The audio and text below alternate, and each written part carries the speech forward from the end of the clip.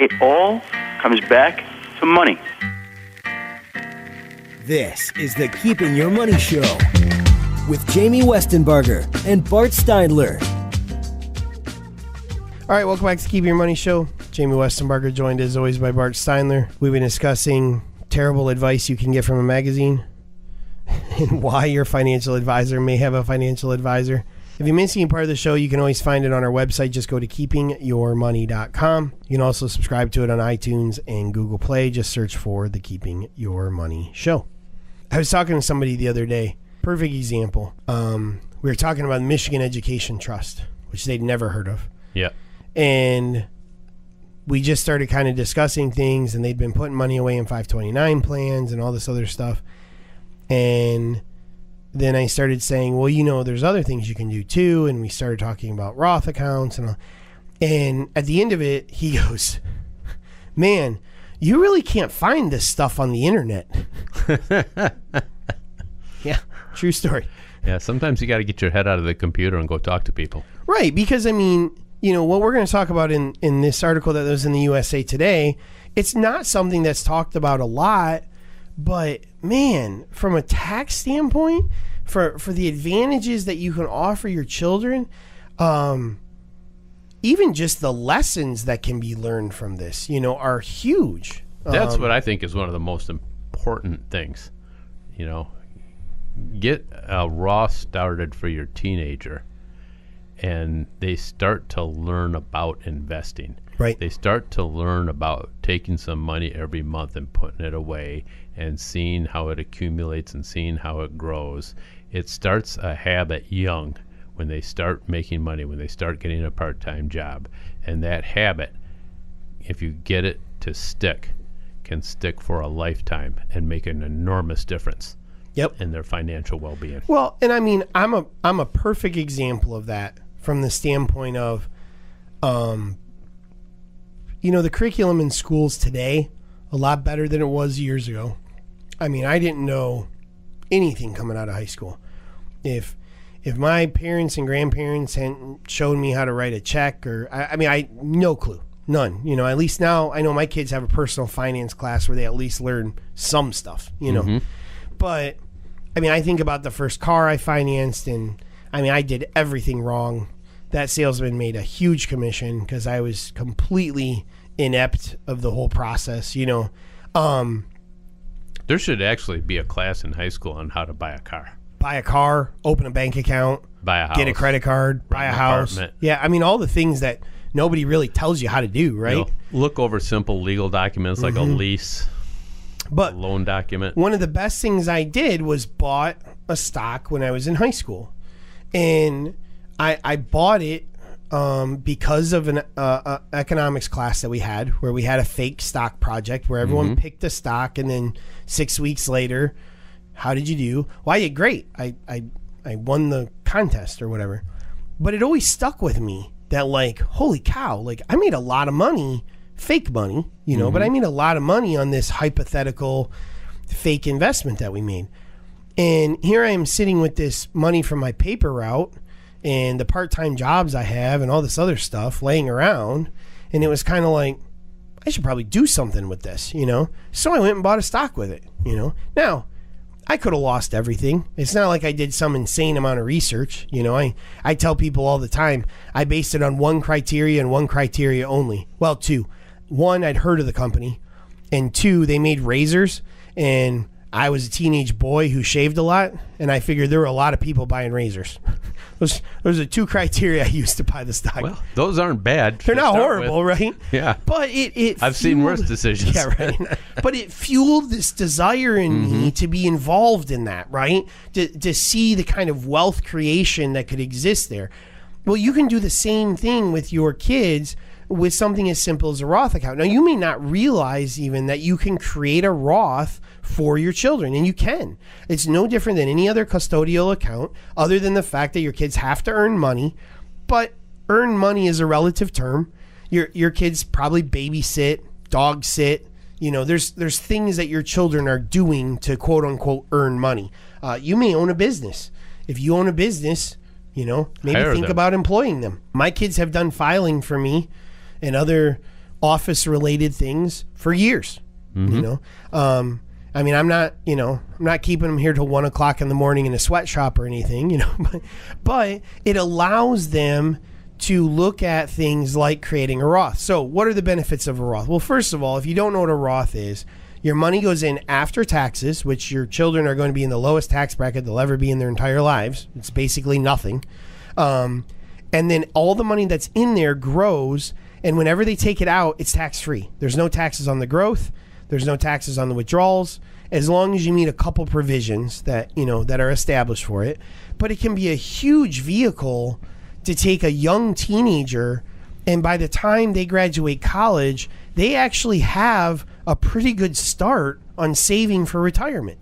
Now let's just take that concept a second, where it's the money is coming out and you don't have to pay taxes on it, right? And just reflect on how big that really is.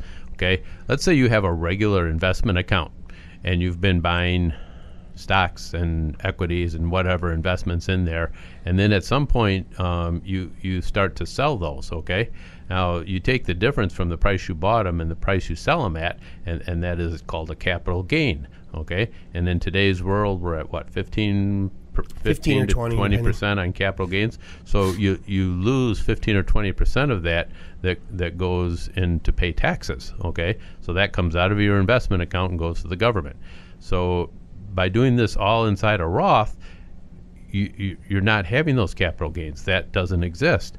So this money just keeps growing and growing and growing and growing. And the difference of that over a span of many, many years, especially if you're starting this with a teenager, is enormous. Yep. Now, another thing to consider with this is, if you were going to start an investment account for your kid, and we'll talk about 529s in a minute, but if you were going to start an investment account, we've seen these a lot. I don't see them quite as much now, but it was, you know, what are, the name of them just flew out of my brain but it's a minor account where... It's an UGMA? UGMA, there, thank you.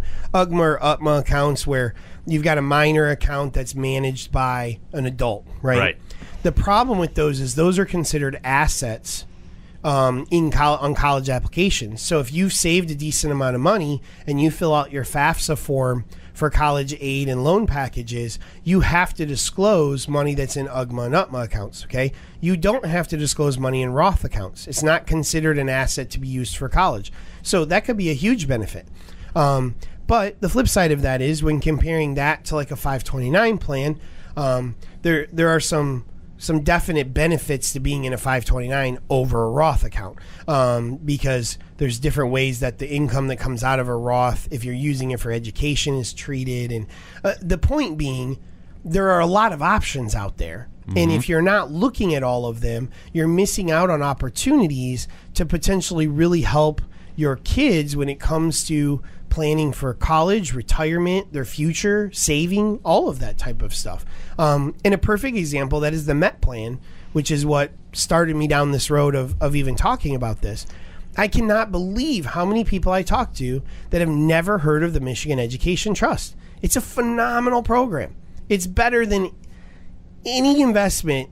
Well, I can't say that because compliance won't like that I said any. It's better than almost any investment I've seen that you could pay for college. And the reason I say that is the inflationary cost of education is greatly outpacing any investment you could be putting your money in. So what is MET? Allows you to buy your college credits today for the cost they are today for your children's education whenever they end up going. So you could buy your 1-year-old a 4-year education based on the price it cost when they were 1, and you can pay for that over the next 17 years, so that at 18 when they go to college, their education's paid for in dollars from 17 years ago. So you're basically saving yourself 17 years worth of tuition inflation, which has been running in the double digits almost every year. Yes. So don't see college costs coming down a lot.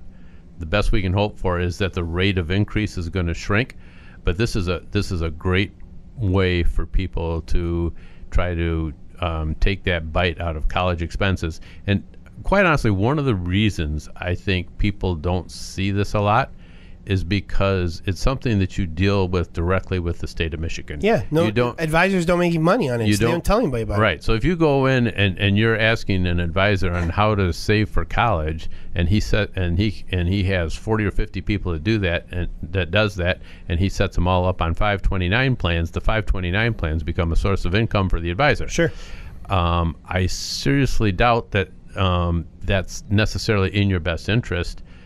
If you knew about the Met plan, you would probably choose that over a 529. And the younger your kids are, the more affordable it is. Oh my gosh. If you started contributing to this when your children are babies, it probably isn't a whole lot more than what you're probably putting into a 529 plan. Mm-hmm. Well, a 529 plan can be good, but you don't know that that's going to be able to pay for college.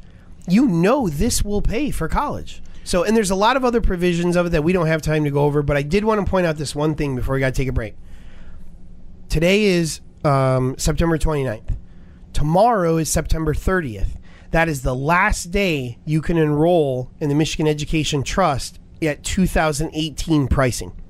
So if you've ever considered it, or you look into it and you want to read up on it and you think it's really interesting or whatever, at least sign up to lock in your pricing. You can always change what you want to contribute and things like that, but tomorrow is the last day for 2018 pricing. Then they take about 3 months where you can't even sign up for it, and then like in January 2019 pricing will roll out, and it will be more because it'll be based on the next year's tuition costs. So, all right, coming up, we're going to talk about why investing in the next big startup could be a horrible idea right here on the Keeping Your Money Show.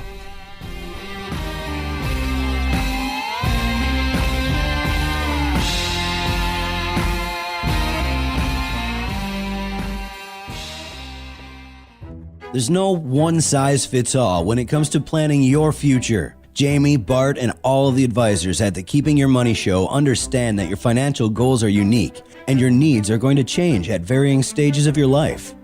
Our team of advisors can help you tailor a financial plan that meets your unique needs. Call us today at 1-888-98-MONEY or visit keepingyourmoney.com to schedule your free initial consultation.